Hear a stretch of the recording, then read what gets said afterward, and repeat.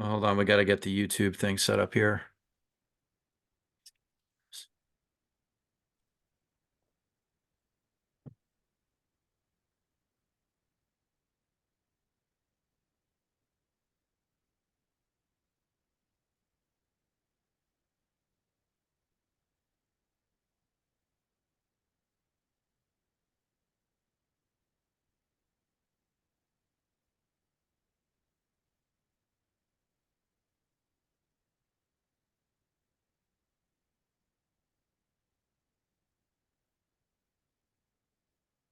Okay, I think we're good.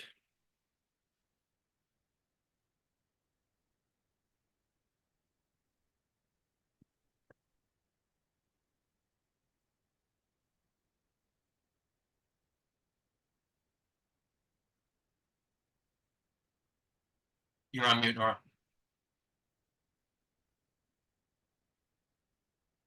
Hi, everyone. Good evening. We are here for our regular meeting of the Ordinance Committee. I will be chairing the meeting today in the absence of our chair, Lisa Shanahan. Before we begin the meeting, I just wanted to make a quick announcement. As a council, in response to some of the unfortunate incidents of the last month, have made some changes to our meeting procedure regarding video conferencing, and you will see those updates on the agendas. In particular, one of those updates is that we will not be reading comments into the record going forward. However, today, because there might have been some confusion about the applicable rules, we will be reading emails that were received that were requested to be read into the record. So I just want to be clear that we, again, encourage everyone to review the revised policies and procedures going forward. They will apply to all meetings of all council committees, and they are intended to make sure that we are all protected from unfortunate, uncouth, for lack of a better word, behavior that we've been subject to. That being said, we will move on to our roll call. I see Councilmember Goldstein, Councilmember Lopez, Councilmember Seed, Councilmember Dunn, and Councilmember Murray. Am I missing anyone else today? Okay, great. All right, so moving on then to our next agenda item. The first item on our agenda is a public hearing. We will discuss and vote on section 9.3, procedure for the sale of city property.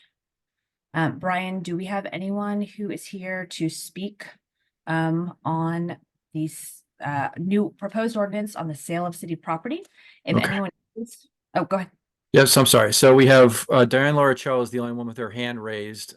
So I'm gonna promote her and ask her if she wants to speak about this, and if not, I'll put her back, and then she can tell us which one she wants to speak on. So we'll let her on.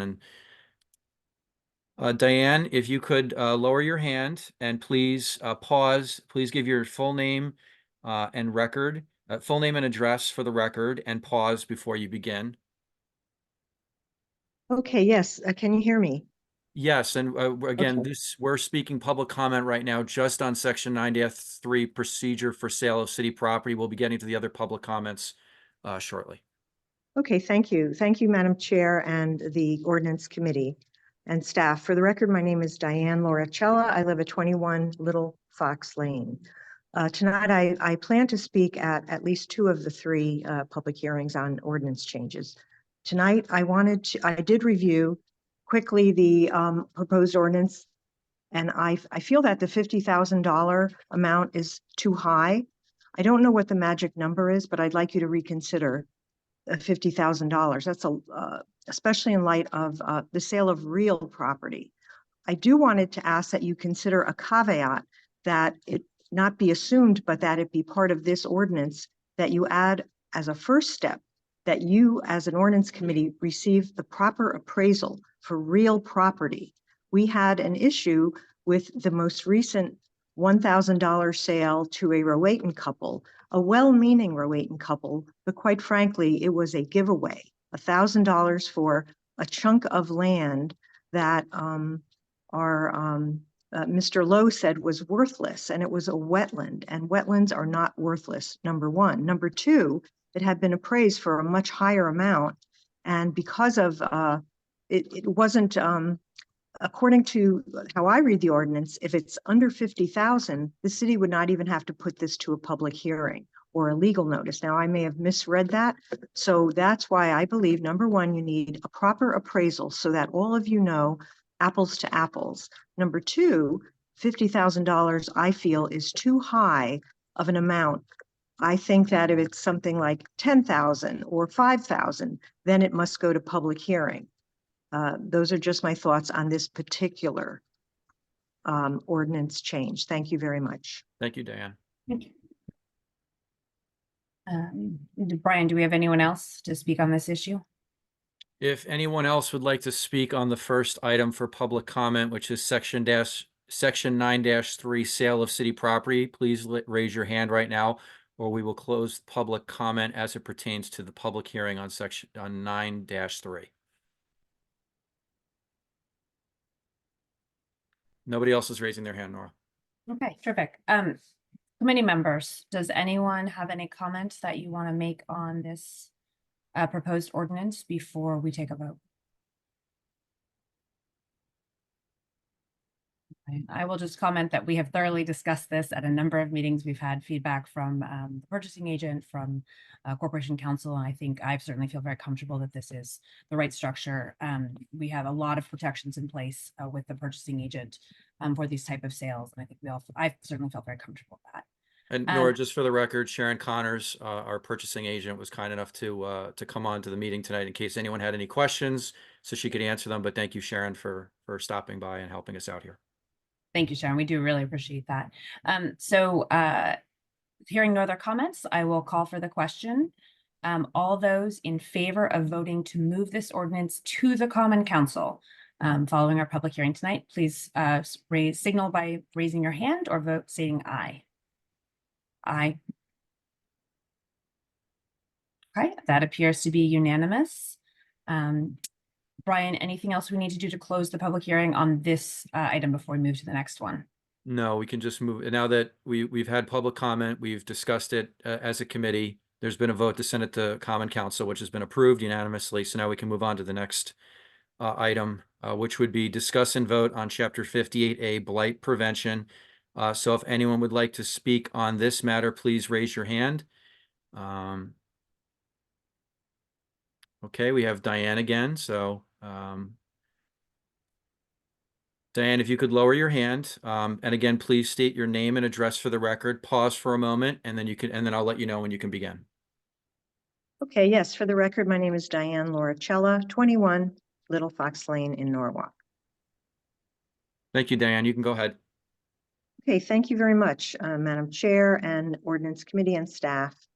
I looked over the blight proposed changes, and I suggest that you add a caveat that states later on, you didn't look at this, but I do think it's a gap, and that is that the mayor appoints the blight ordinance or zoning citation. I don't have it in front of me because I'm traveling, unfortunately, but I just wanted to see if this, to add that the council needs to approve whoever the zoning citation hearing officer or judge is. It has to be with council approval so that you could check out their qualifications, their demeanor, and their ability to do the job that we need. That's the only thing I wanted to suggest. And as a citizen, I will tell you that I'd love to make sure that what citizens say is really heard by you all, and that we don't feel that everything's already been decided. Some of our suggestions are worthy of discussion. That's why I'm really probably the only one that's going to speak on this tonight. But I would ask that you consider council approval of any appointed officer that the mayor has related to blight. Thank you very much. Thank you, Diane. Mr. Candela, any other folks? Oh, yep, we have one more. Oh, no, wait a minute. Yep, okay, now we're back again here. Hold on. We do have one email, just for the record, that we're going to add to the minutes. It was not asked to be read into the record, so we're going to add it into the minutes afterwards. Anna, if you could lower your hand and unmute yourself, please state your full name and address for the record, and then pause, and then I will tell you when you can begin, please. Thank you. Anna Sebastiak, 4 Gilbert Street. Okay, Anna, go ahead. Thank you. Sure. I'm not sure if my kids are going to let me make this comment, and I didn't write it out. And I don't have the text in front of me, although I did reread it this afternoon. I just wanted to reiterate some requests I had related to kind of taking a deeper look at the blight ordinance. I agree with Ms. Loricella that there needs to be some more parameters around the citation officer. Her recommendation that it get approved by the Common Council, I think, is reasonable. I also think that there should be possibly term limits, or that the council has to find 3 officers to do a rotation on cases or something like that. If you look at what's been going on in hearings for the last several years, I think you'll see where these concerns come from. I would ask that in the statute, in the ordinance, you look at setting guidance on when cases can be adjourned, how long they can be adjourned for. We know that just last week, a possible vendor for the Sono School was nixed because they have an open violation from 2017. I don't see why there should be open violations from 2017. I think if there are, there needs to be more oversight of it to make sure that it makes sense. Transparency in terms of having a website where you can see all the current blight violations and also zoning violations. That website did exist. It's actually still public, but it hasn't been updated since it's either 2017 or 2019, but it's online. You can find it. I ask that that be restarted and that some sort of transparency to the public in terms of active violations be part of the ordinance, that the city needs to publicize, a place where you can see the violations, and that you look more closely at the blight ordinance to see where it can be a little tougher in terms of vehicles parked within the front, side, and rear setbacks, on lawns, not in parking spaces, multiple vehicles, even if they're registered, that having more than a certain number of vehicles could be termed a blight issue in Norwalk. We have a number of properties that have 10, 12 vehicles covering their lawns. And because they haven't created a parking spot and there's not trees growing out of them, it's deemed not a blight issue. I think those were all of my things. Probably not. But I thank you for your time. Have a good night. Thank you, Anna.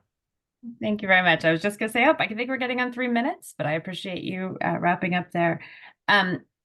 Committee members, does anyone have comments that you would like to make on this proposed ordinance?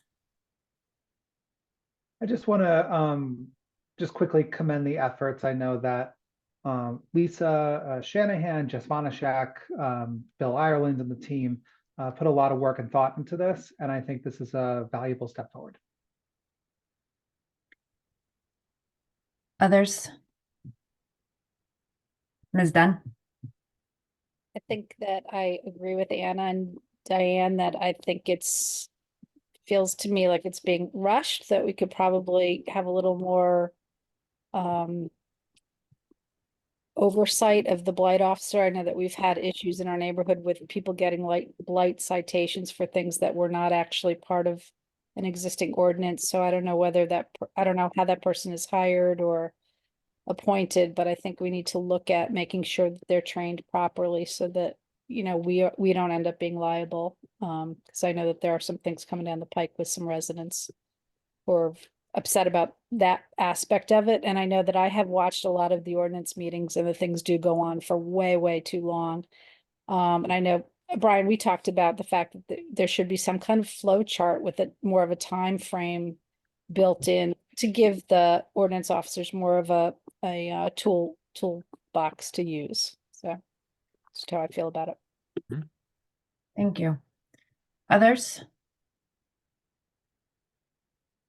I will just add that I think that, you know, as we all know, we are bringing additional blight enforcement folks on. It would not surprise me if there are future conversations on some of these points. I do hope that Ms. Loracella and Ms. Tabachnik are aware that we do take comments very seriously. It doesn't mean that we are necessarily prepared to implement them at the given moment. This is all, you know, as we all know, a very iterative process. But I do really appreciate people coming to make these kind of comments because they do get fed in to future conversations. And certainly I appreciate very much the thoughts that they have on these issues. And I know that Ms. Vonchek is here and is able to hear them. And that's the kind of valuable feedback that allows us to consider future options as well. And I'm just to rejoin, and I think that Heather raised some points, and good points. Ordinances are living documents, and the good news is that, if there's something we need to change, or if we think there's something we can, do to improve it, we have the power and the ability to do that. So I think it's good to say that this is an ongoing process and that we're not, just walking away at the end of this.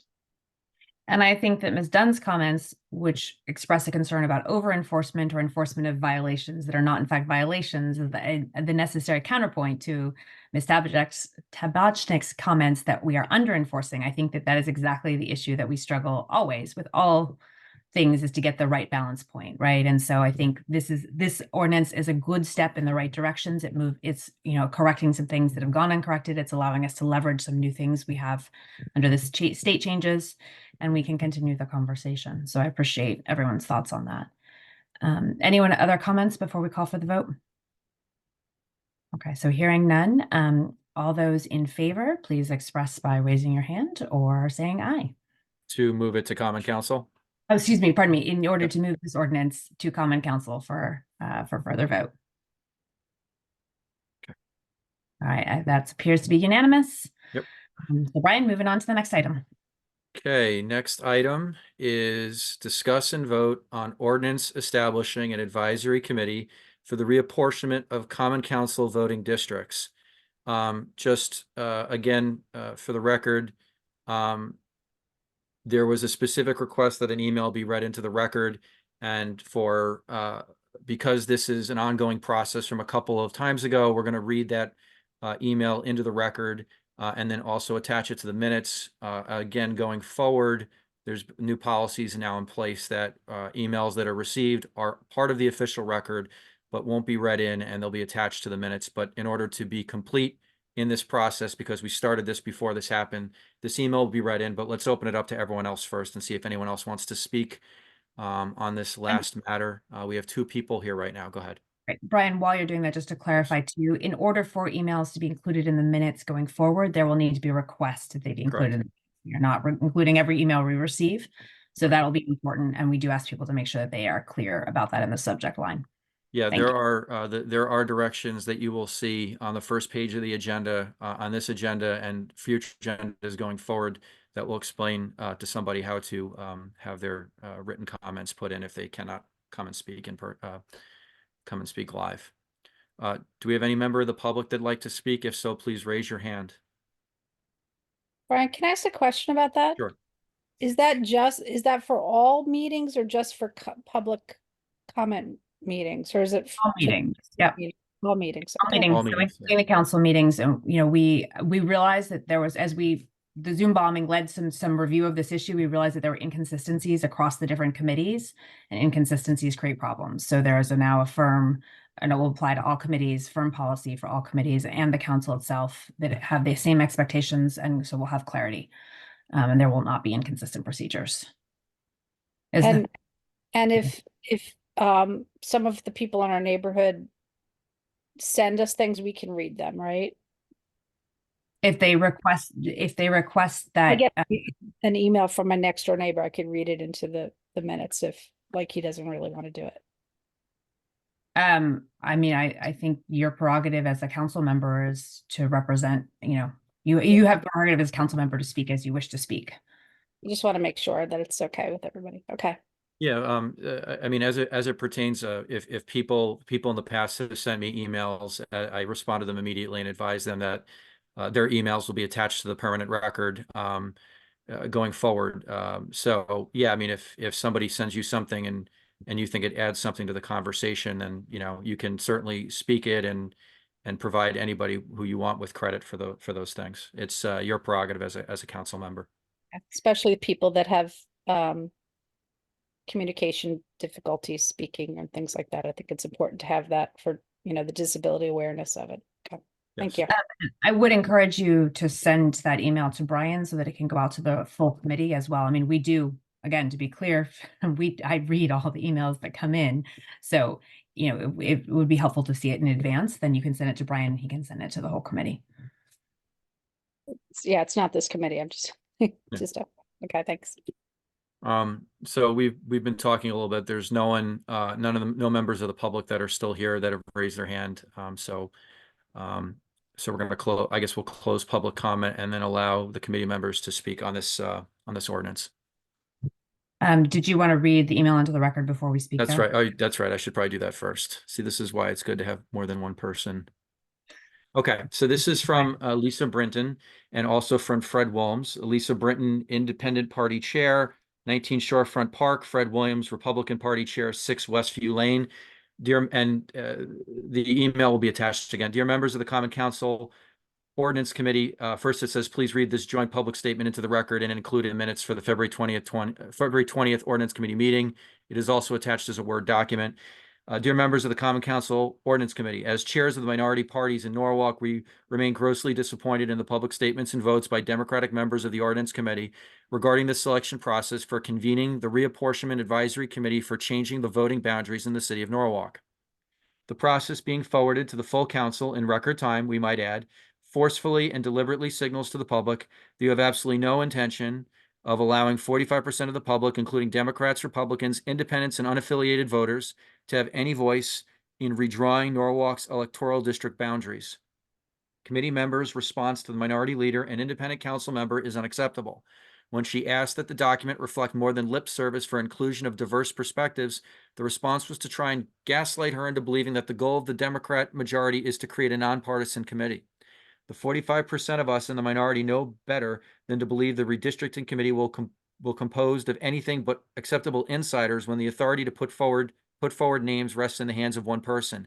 We also know that there is nothing in the proposed language blocking that from happening. The viewpoint being expressed that elections have consequences or to the victor belong the spoils is insulting and undemocratic. Why we don't call it what it is, codification of gerrymandering for the next 50 years. Norwalk remains a gross outlier compared to other Connecticut cities where the minority leader is allowed to appoint individuals with genuine diverse views. The process continues to remain insider baseball and is inconsistent with best practices of neighboring Democrat-controlled cities, Bridgeport, Danbury, Stamford. It is also inconsistent with the bipartisan approach the Connecticut State Legislature utilizes to map both state and federal districts. Concentrated power in a single party has everything to do with special interests and little to do with democracy, serving constituents, or improving our city. The concept of checks and balances was to limit the power of a single individual body of government or party. Concentrated power in Norwalk has bred cronyism and conflicts of interest. Given the Ordinance Committee's failure to consider any sort of fairness in this procedure, you have left us with no other recourse than to file a joint ethics complaint with the appropriate city and state agencies. And then it's emailed by Lisa Brinton and Fred Williams, as indicated earlier. Thank you, Brian. Yep. Do any committee members want to, and we have no one else who's raised their hand to speak? Let me just double check one more time. No one's raising their hand. Are there any committee members who wish to speak? Okay, so I will comment only to say that I really, again, I want to thank Brian. I want to thank Steve Mednick. I want to thank the members of this committee. I want to thank Stuart Wells. We spent a substantial amount of time discussing this. We had a special meeting January on this point in order to give us more time to discuss this.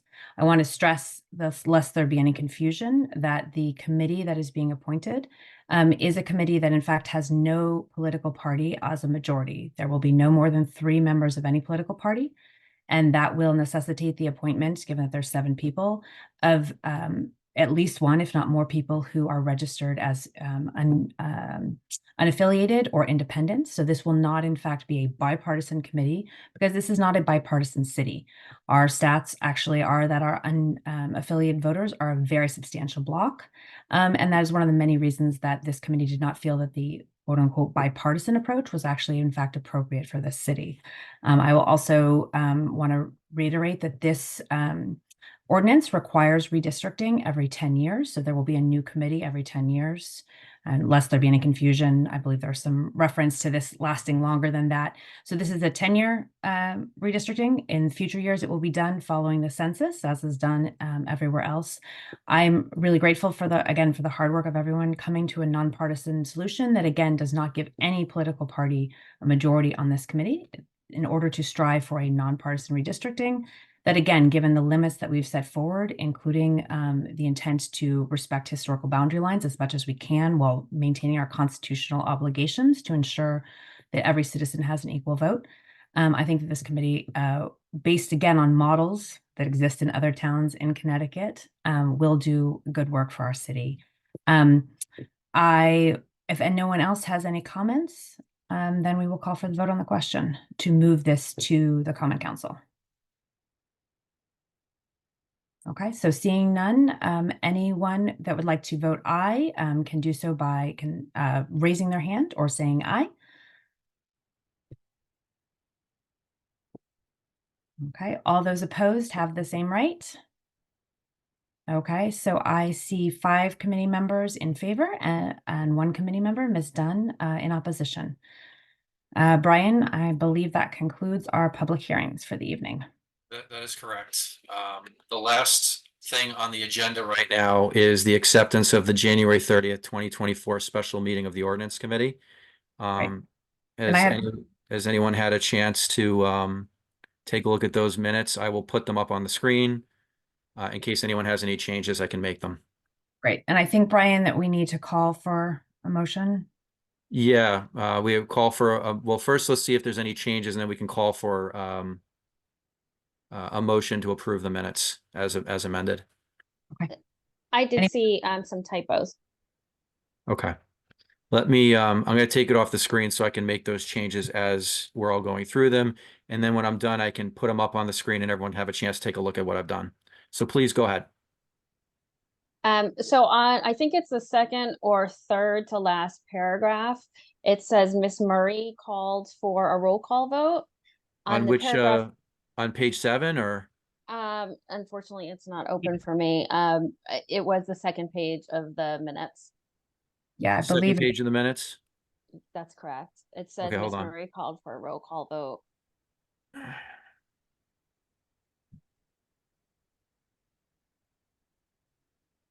Madam Chair, is it all right if I leave? I don't think you need me for the Go ahead, minutes. Steve. no, Thank you. you. Thank you to Appreciate Steve. it. And thank you to Nice seeing Jessica for everybody. both coming. Yes. Ditto Bye-bye. for me.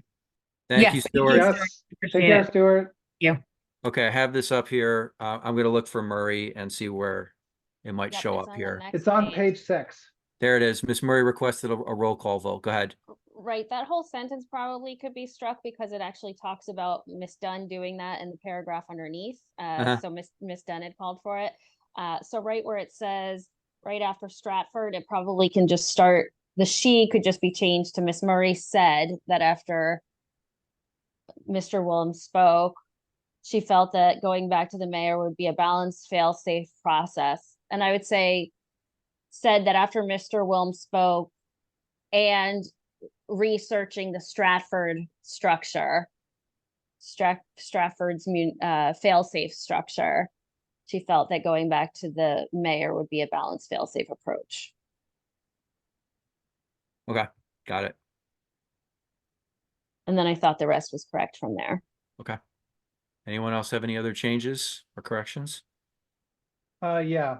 Also page 6, it says something about starting, it's the third to last paragraph, the last sentence. It says he said he didn't see a problem with this and added having an arbitrary veto power was something that committee should entertain. It's I think not having an arbitrary veto power. Honestly, I don't remember exactly what I said, but it was definitely not in support of having arbitrary veto power. I can tell you that. Okay. Maybe it That's was that not in the there. committee, maybe it was that the committee should not entertain. That might be the right place for that nod. Yeah, that's actually correct. Yes. Okay. Thanks, Nora. Thank you. That's all I had. Anybody else?